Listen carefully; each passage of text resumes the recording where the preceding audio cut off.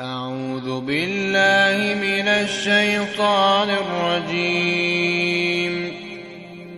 بسم الله الرحمن الرحيم.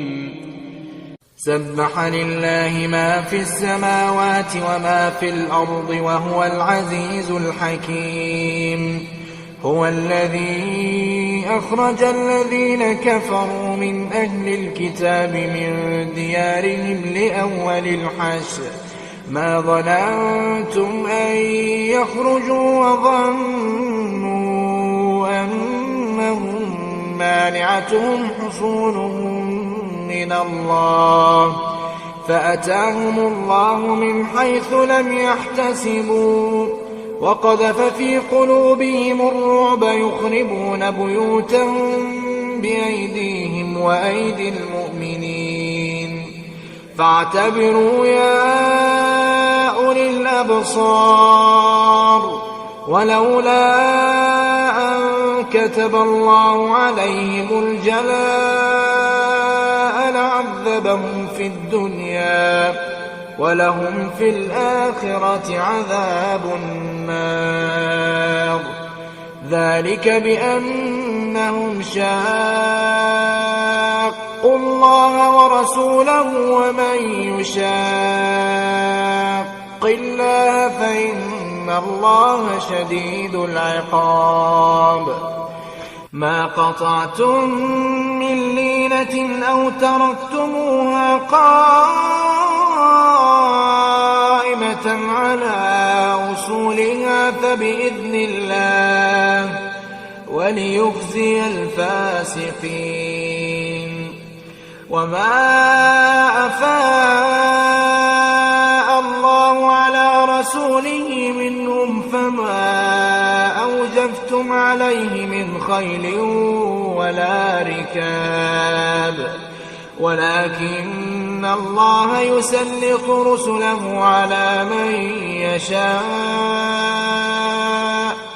والله على كل شيء قدير.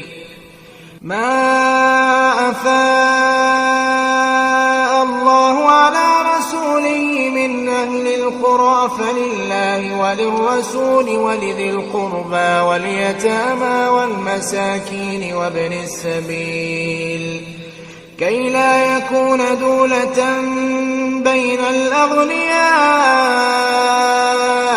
منكم وما آتاكم الرسول فخذوه وما نهاكم عنه فانتهوا واتقوا الله إن الله شديد العقاب. للفقراء المهاجرين الذين أخرجوا من ديارهم وأموالهم يبتغون فضلا من الله ورضوانا وينصرون الله ورسوله أولئك هم الصادقون. والذين تبوأوا الدار والإيمان من قبلهم يحبون من هاجر إليهم ولا يجدون في صدورهم حاجة مما أوتوا ويؤثرون على أنفسهم ولو كان بهم خصاصة ومن يوق شح نفسه فأولئك هم المفلحون. والذين جاءوا من بعدهم يقولون ربنا اغفر لنا ولإخواننا الذين سبقونا بالإيمان ولا تجعل في قلوبنا غلا للذين آمنوا ربنا